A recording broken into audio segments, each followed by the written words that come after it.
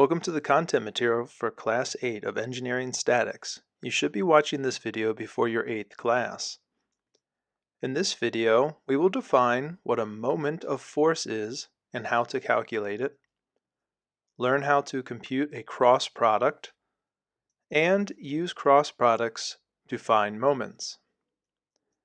In the examples we have looked at so far in this course, the forces have always acted through the same point. Like in this example, we see all the forces go through one central point. When all the forces act through a central point, we call that equilibrium of a particle. What would happen though if we moved these forces so that they didn't act through the same point? The sum of the forces in the x and the sum of the forces in the y direction are still in equilibrium, so the object would not move up or down. However, it would start to rotate.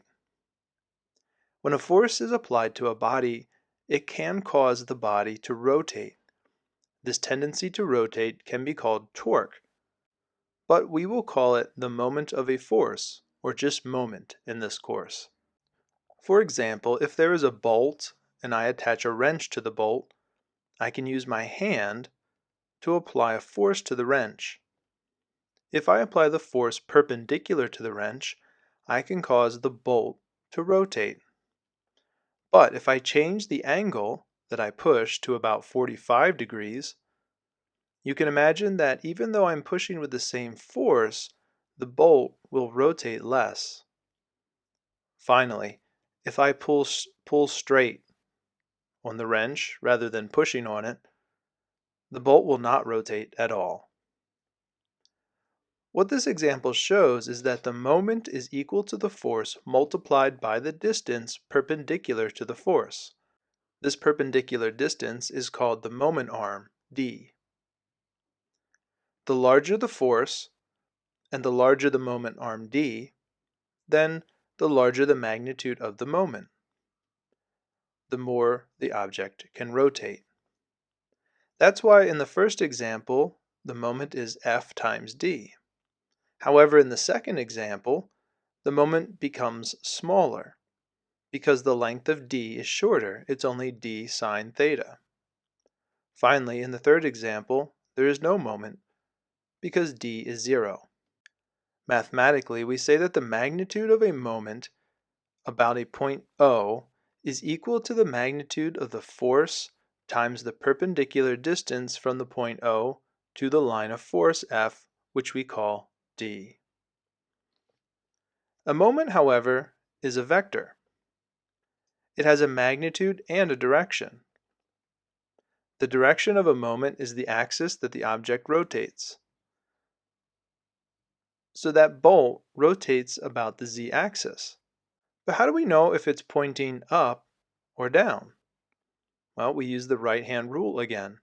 We curl our fingers in the direction of the rotation and look at which direction the thumbs point. In this example, the moment vector is pointing up. It's also possible for us to add up moments, just like we can add up forces.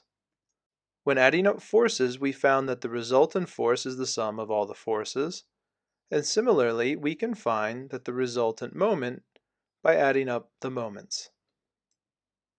So let's look at some examples of how to calculate the magnitude of a moment and find the resultant moments. So we see here a rod, and there's a force acting on it. So that force is equal to 100 newtons. And the perpendicular distance we see is 2 meters. So the moment is equal to the force times the perpendicular distance, so the magnitude of the moment, which is equal to 100 newtons times 2 meters. So that means the moment is equal to 200 Newton meters, and we'll indicate that it rotates in this direction. In this example, we see that the force is equal to 50 newtons, and it pushes to the left in the x direction. So in this case, the distance d is equal to 0.75 meters. Again, this is the distance perpendicular to the point O. perpendicular to the force and relative to the point O. So the point O is here, our force is acting here, and this is the distance we're looking for, d. So the magnitude of the moment is equal to 50 newtons times the 0.75 meter distance.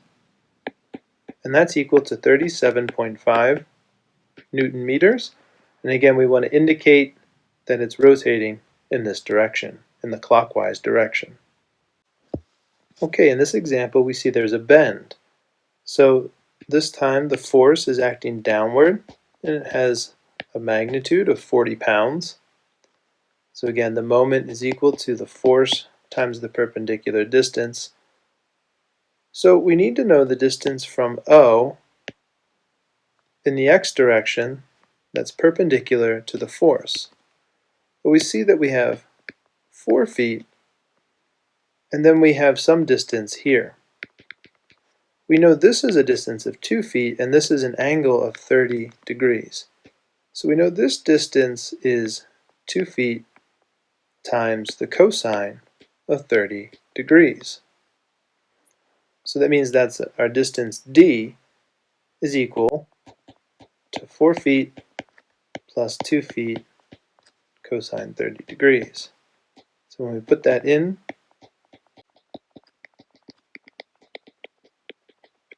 we find that the answer is 229 pound-feet. And again, we indicate that it's rotating in the clockwise direction.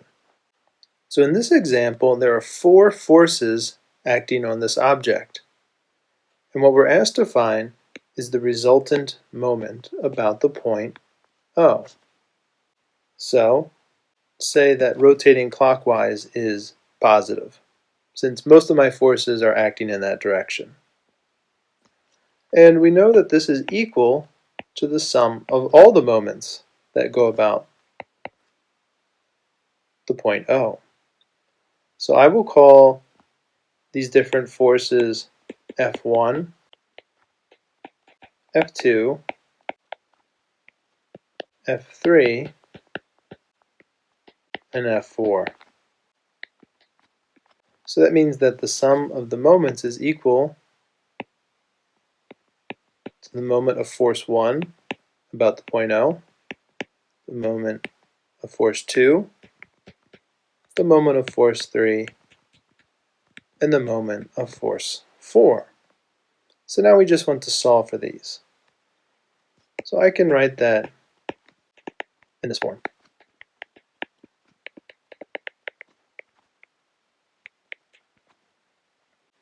Okay. Well, I know that the force 1 is equal to 50 newtons, and its perpendicular distance, we see, is 2 meters. Force 2, on the other hand,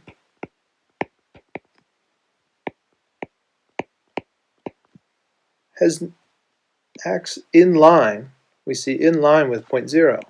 So its d is 0. It doesn't cause any rotation. It doesn't create a moment. Force 3 has a force magnitude of 40 newtons, and it acts downward. So we want to know this distance. We can see that that is 4 meters plus 3 meters cosine of 30 degrees. So we'll put that information in there. 4 meters plus 3 meters cosine of 30 degrees. And lastly, we have force 4. Now force 4 here acts differently. Force 1 causes clockwise rotation. Force 3 causes clockwise rotation. But force 4 causes rotation in the other direction. So we need to make sure we have a minus sign here. So minus 20 newtons times the distance. This distance here, which we know is 3 meters and the sine of 30 degrees. So I'm going to add all of these up, and we find that the answer is 333.9 Newton meters, and that's rotating in the clockwise direction. In the examples we have looked at so far, we have found the magnitude of the moment. We have found a scalar. But a moment is really a vector. So we can actually find the moment using vectors. This process is called the cross product. We learned about dot products before. Now we will learn about the cross product. The cross product of two vectors looks like this, and we say that C equals A cross B. The magnitude of the cross product C is equal to the magnitude of A times B times the sine of theta, which is the angle between the two vectors. And here are some laws of operation for a cross product.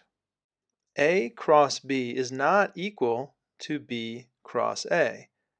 In fact, A cross B is equal to negative B cross A. We can also distribute the cross product like this.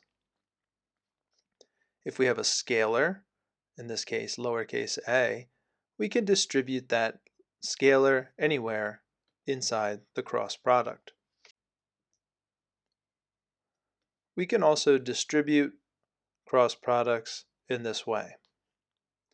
Now let's learn how to find the cross product using Cartesian components.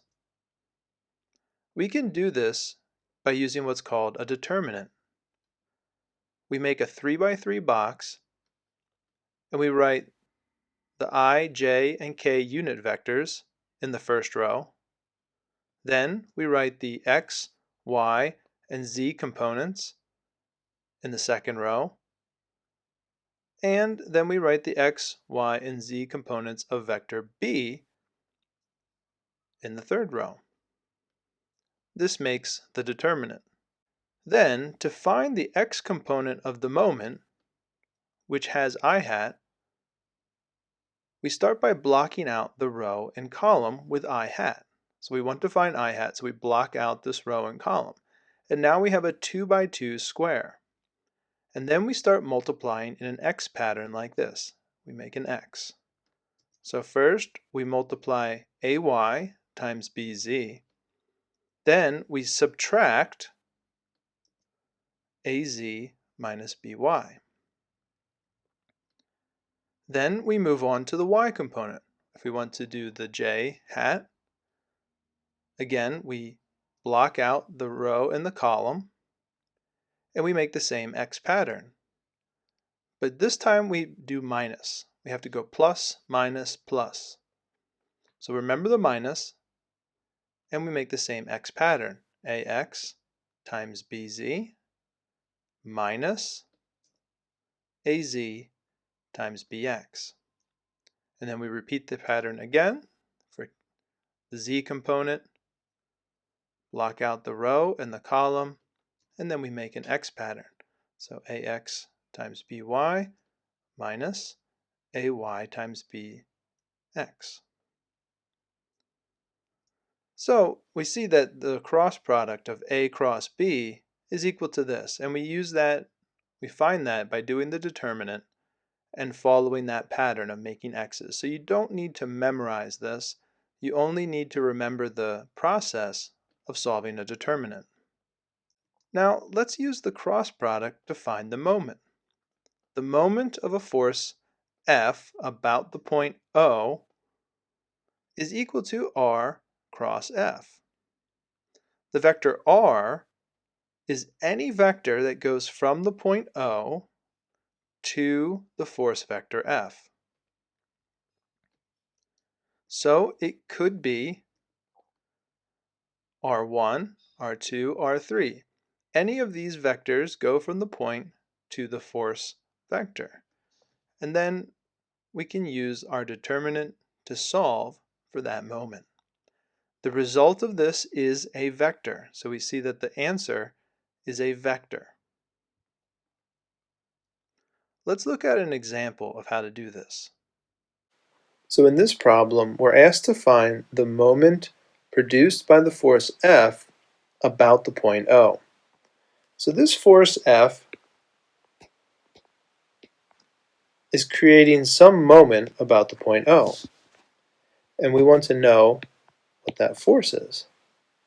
Well, we know that any moment is equal to the cross product of any vector r that goes from the point to the force crossed with the force.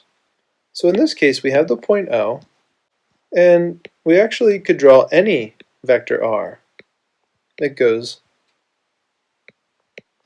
from O to the force vector. And we could do that with the one that goes from O to point A or to point B. So I'll call that RA and RB. So we have two options. We can actually solve this problem two different ways, and I'll show you both of them. So one way we could say is that the moment is equal to RA cross F, or we could say that the moment is equal to RB crossed with F. And we're going to find that the answer is the same. So let's do it one at a time. First, we have to know what F is. F is equal to the magnitude of F times the unit vector in the direction, which we see that F goes from A to B, from A to B. So we need to do that position vector, and we divide it by its magnitude to get the unit vector. So it's just a matter of putting that information in. So F is equal to its magnitude, we're told is 2 kilonewtons, and then we just need to know the direction that it moves. Well, we see it moves in the x direction positive 4, in the y direction it moves positive 12, and in the z direction it moves negative 12. And then we want to divide by the magnitude. So 4 squared, 12 squared, 12 squared. So when we plug those numbers in, we find the F force vector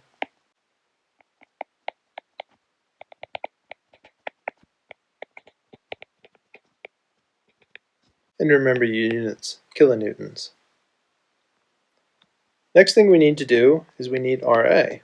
Well, RA just goes straight up.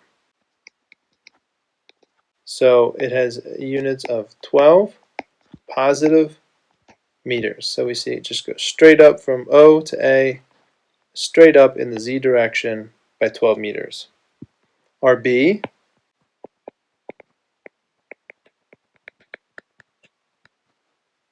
and now we need to do our cross product. So I'll start with the first way using RA. And we make our determinant. So remember, the first row, I, J, and K. In our second row, we have RA. In our third row, we have F. So, RA, well, 0, 0, and 12 meters. Whereas F is 0.4588 kilonewtons, 1.376 negative. Now we want to remember how to do this. So first, for I. Okay, so I hat means we cross this out, and then we're going to do it like that. What we see is that first we have 0, so 0 times this is 0, minus 12 meters times 1.376 kilonewtons. Next, let's do the J component. So again, block that out, and then make an x. So for j, we always do minus for j, minus j hat. So again, we have 0. There's that 0 minus 12 meters times 0.4588. And lastly, we do k. Same thing, block it out, make an x. So we see that plus, and this is 0 minus 0, so we have two zeros here. So that one's 0. And now we just plug in our numbers. So the moment, or the cross product, is equal to negative 16.5 I hat plus 5.51 j hat with units of kilonewton meters. And so this is the moment about O. And we can actually do this another way, and we'll find the answer is exactly the same. So we could also do RB cross with F and set up our determinant. So here we have RB, here we have F, 4 meters, 12 meters, 0.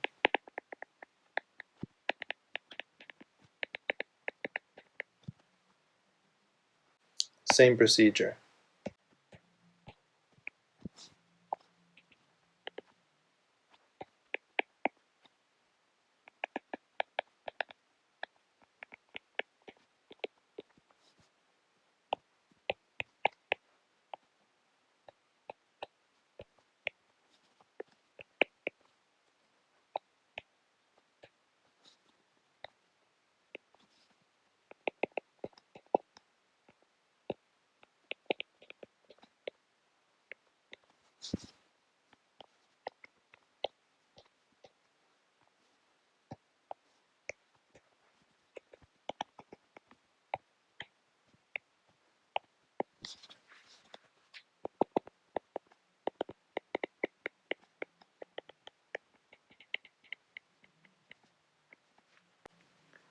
Now, what we'll find is that if we do our math correctly, we find that R cross B is again equal to the same thing.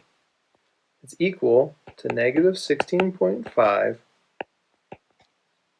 plus 5.51 plus 0 with units of kilonewton meters. So we find that the moment is equal to RA cross F, which is equal to RB cross F. And it's equal to this value. In this example, we see that there are two forces, F1 and F2. And they act on this object, and we're asked to find the resultant moment about the point O, which we know is equal to the sum of the moments about O, which would be equal to the cross products. So we see that RA goes to F1 and RB points towards F2. So now we just need to compute these. Well, first we need to figure out what RA is. Well, RA doesn't go anywhere in the x direction, moves 5 in the y direction, and doesn't go anywhere in the z direction. RB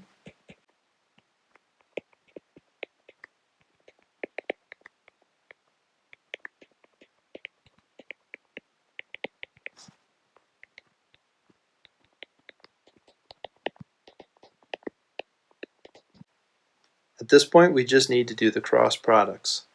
So RA cross with F1, set up our determinant.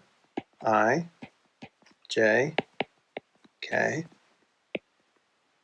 0, 5 feet, 0, minus 60 pounds, 40 pounds, and 20 pounds. And we're given this information about F. We're given that information in the problem. So, same procedure. So it's equal to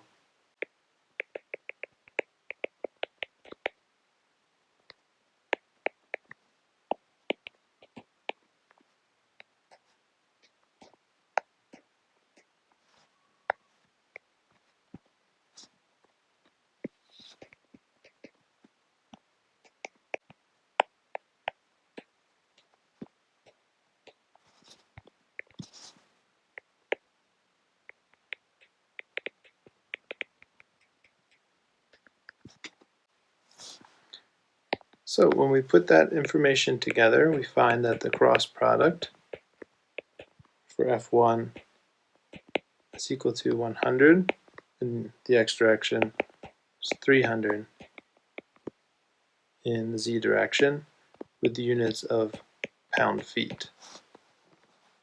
Now we just need to find RB crossed with our second one.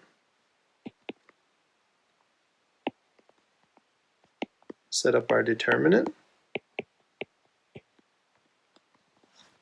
Put RB,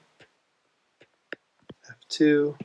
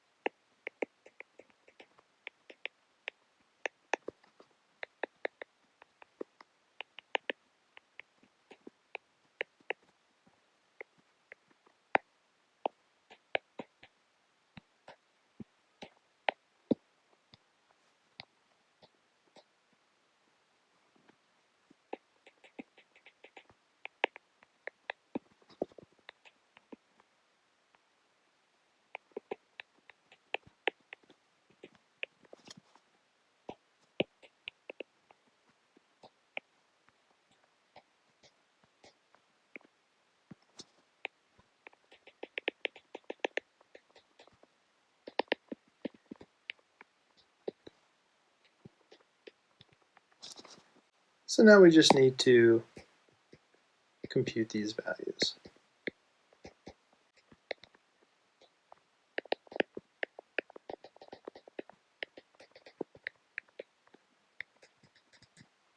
So now we want to add up our two cross products.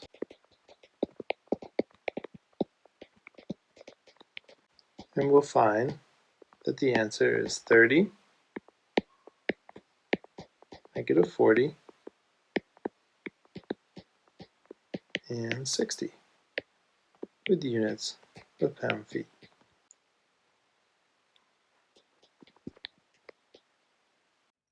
Finally, there is one last concept. It's called the principle of moments. It says that the moment of a force about a point is equal to the sum of the moments of the components of the force about the point. That means that we can break up moments. And this may be helpful for simplifying problems. For example, if the force F is applied to this body in blue, we could find the moment by breaking this force into its x and y components, Fx and Fy. Then, if we know the distance x and we know the distance y, then we can find the moment by taking Fx times that distance y, which is rotating in this direction, and we can also take Fy, the y force, times this distance x, which rotates in the opposite direction, and this will give us the magnitude of the moment. So let's look at one last example of that. Okay, in the last example for this video, I just want to show you how to break up the components. So the principle of moments. In this example, we see that there's one force here, F, which has a magnitude of 400 newtons. And we're asked to find the moment about the point O. Well, it can be easier for us in this case to break up the force into its x and y components. And so when we do that, we see that we can look at this distance, which I'll call dx, and we can see this distance, which we call dy. And so what we can do is we can say that counterclockwise is positive moment, so that would be the positive z direction, and the moment about the point O is equal to fx times dy, right? dy is perpendicular, and so we say dy is perpendicular to fx plus fy dx. Again, that's perpendicular. dx is perpendicular to fy. And so we just plug those values in. We find that fx is equal to f sine of 30, which is equal to 200 newtons. Fy is equal to f cosine of 30, which is equal to negative 346.4 newtons. It's negative because it acts downward.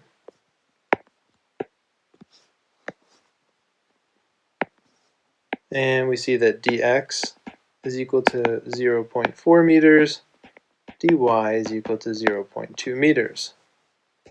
So the moment is equal to the 200 newtons times 0.2 meters plus the negative 346.4 newtons times 0.4 meters. And we find that that's equal to negative 98.6 Newton meters. In other words, it rotates in the clockwise direction, which is negative.